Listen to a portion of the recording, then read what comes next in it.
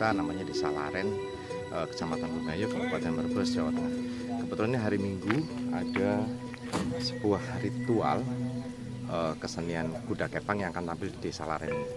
Dan di belakang sini adalah tempat atau bangunan yang dikelola oleh pemerintah desa, namanya Watu Jaran. Nanti juga kita akan berbincang dengan kepala desa tentang sejarah Watu Jaran ini menurut mitos maupun menurut sejarah. Jadi ada hal-hal yang unik ketika pasukan atau paguyuban kesenian kuda kepang sebelum tampil di Desa Laren ini sepertinya wajib harus datang ke petilasan ini. Ini namanya petilasan Watu Jaran, salah satu ikon, menurut kami ikon dari Desa Laren itu sendiri. Dan di sini terkandung cerita-cerita mitos masyarakat maupun sejarah. Nanti kita akan telusuri seperti apa sejarahnya. Terima kasih.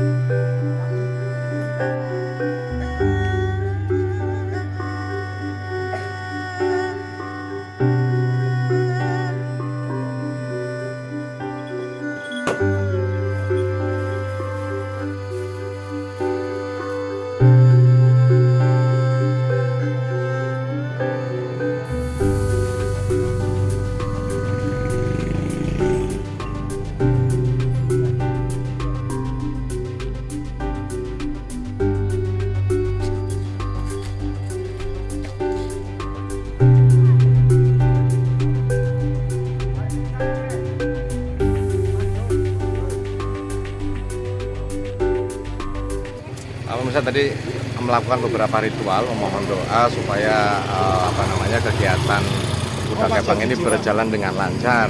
Tadi juga sempat berbincang dengan Pak Kepala Desa dan pemimpin rombongan dari kesenian kuda kepang asal Banyumas, Jawa Tengah. Ada hal menarik pemirsa, ketika tadi saya meliput di dalam sini kamera tidak berfungsi. Tapi begitu saya keluar di sini berfungsi kembali. Luar biasa Indonesia. Kita akan berbincang sejenak dengan Pak Kepala Desa Laren, Kecamatan Bumayu tentang mitos dan sejarah Watu Jaran yang ada di Desa Laren ini. Assalamualaikum. Wah, lagi santai nih. Ini Pak Kades, ada Ketua Bumdes dan ada warga. Ini namanya RKM ya Pak Kades? Iya. RKM itu kepanjangan dari Rumah Kreatif Mandiri. Rumah Kreatif Mandiri. Jadi Pak Kades ini memproduksi paving block ya dan bis beton tuh. Kita akan berbincang sejenak tentang mitos dan sejarah dari Watu Jaran di Desa Laren ini pemirsa. Oke pemirsa, sekarang saya berada di RKM nih, Rumah Kreatif Mandiri punya Desa Laren sama Bumayu. Kita pengen berbincang dengan Pak Kades Laren, Pak Arif Setiawan. Kebetulan beliau ini teman yang sekarang jadi kepala desa, dan menurut pemantauan dari teman-teman bergerakan, Desa Laren di Kecamatan Bumayu ini adalah salah satu desa yang berkembang pesat pembangunannya, dan ini kreatif. Ini ada hal yang menarik, tadi sempat kita ngeliput di petilasan Watu Jaran dan ada beberapa hal aneh. Dan kebetulan pada hari ini tanpa disengaja kami juga menerima kunjungan paguyuban kuda lumping ya dari Banyumas yang hari ini akan melakukan perform atau aksi di Desa Laren ini. Sehat ya Pak Kades? Sehat. Alhamdulillah. Alhamdulillah. Nuhun sewu Pak Kades, ini saya berasal dari desa lain, dari lain kecamatan. Ini kok akhir-akhir ini saya mendengar tentang pembangunan Desa Laren yang tiada henti. Tetapi di momen ini kita tidak sedang kepengen membahas tentang kemajuan Desa Laren. Justru ada salah satu yang menurut kami menarik, yang mengandung sejarah tinggi menurut kami. Dan ini perlu diinformasikan ke masyarakat Pak Kades. Kebetulan tadi kita juga ketemu Pak Kades di lokasi petilasan Watu Jaran. Nah, ini nama Watu Jaran sudah dari dulu? Oh iya, sudah dulu sekali, bahkan saya belum lahir tadi sudah ada. Oh gitu. Tetapi sejak saya juga pas zaman muda sering main ke sini, dan baru hari ini kita melihat batu ya yang menyerupai lembu dan dikatakan Watu Jaran. Bisa diceritakan sedikit sejarah atau mitos Watu Jaran ini Pak Kades?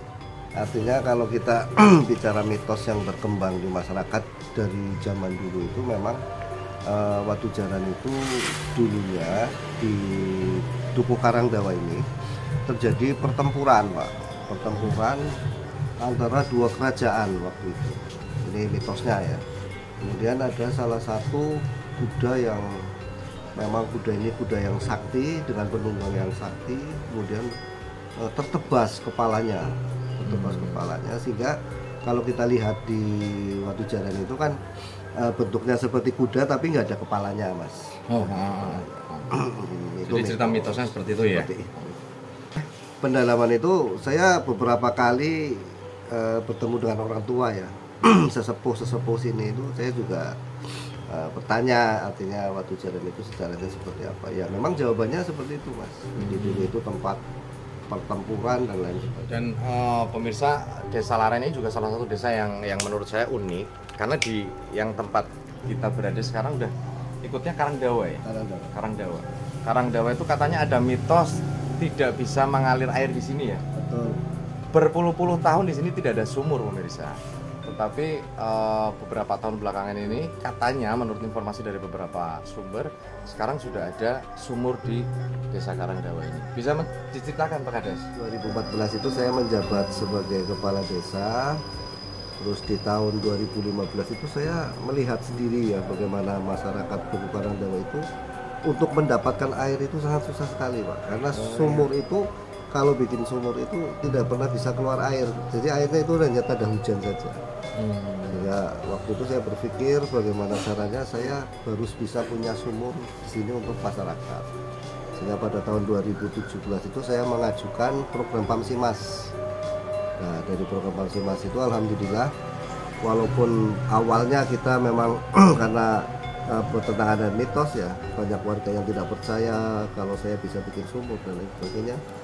Tapi dengan ketekatan hati saya bismillah saja, saya bikin sumur di situ dengan kedalaman 80 meter. Alhamdulillah sampai hari ini air di sini tidak pernah kurang. Oh, luar biasa. Dan itu sedikit mematahkan mitos ya, Pak Kades. Betul. Kalau secara logika, tahu-tahu Pak Kades berhasil dalam tanda kutip membuat sumur bor ini. Secara logika yang Anda dapatkan dalam proses itu seperti apa?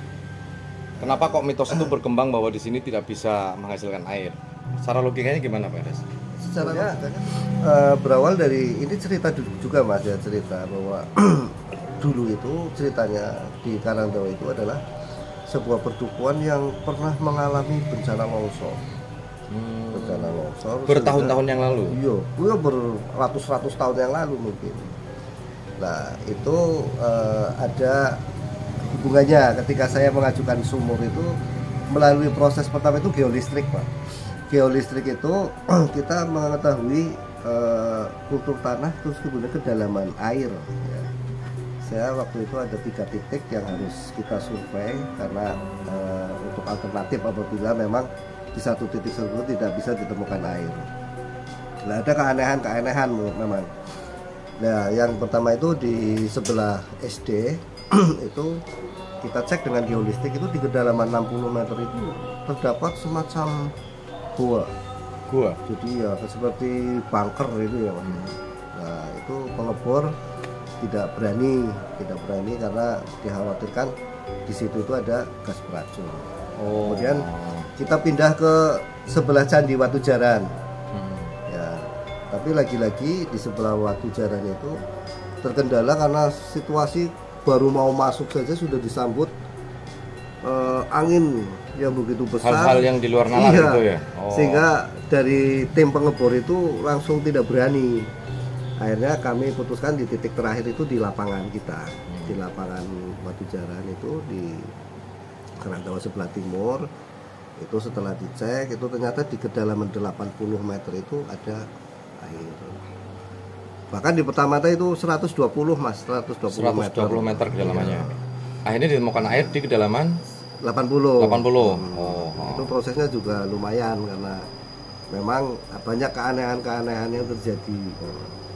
Itu sampai pengebor itu putus asa lah karena memang mata bor yang biasanya itu kuat patah itu hampir berapa kali itu patah terus. Tapi Pak Kades nggak patah semangat. Gara-gara patah itu tetap lanjut lah ya. Iya, nggak patah semangat. Itu sekitar 2 bulan kita mengerjakan sumur bor. Alhamdulillah di akhir itu di kedalaman 80 itu muncul air. Wah, sampai hari ini. Alhamdulillah. Oh iya, ini saya mau nanya. Tadi pas kita di petilasan itu kan ada rombongan apa namanya kesenian kuda lumping ya, dan melakukan beberapa ritual. Itu apakah memang sebuah kewajiban bagi si pelaku seni itu atau gimana ceritanya Pak Ibu? Jadi kalau itu ya Mas, saya dari beberapa kali ada tanggapan ebek itu memang hal pertama yang dilakukan oleh rombongan ebek itu biasanya sowan dulu ke situ sebelum main ya, sebelum main. Ya, Kemudian nanti dia ada acara gebiak. Gebiak itu nanti kuda lumping itu ditaruh di petilasan itu sama kendangnya, sama gongnya sebelum main loh. Nanti setelah main itu dibawa ke arena permainan baru dia main. Itu berlaku hanya untuk Desa Laren atau ketika kesenian tersebut akan main di wilayah di luar Laren, di wilayah Kecamatan Bumayu mungkin? Jadi kalau sowan itu sering Mas, jadi tidak harus main di Laren. Iya, tidak harus main di Laren. Ini juga saya baru tahu nih. Oke pemirsa semuanya, demikian informasi yang bisa kami suguhkan. Semoga bermanfaat untuk Anda semuanya. Terima kasih. Salam sekitar kita vlog.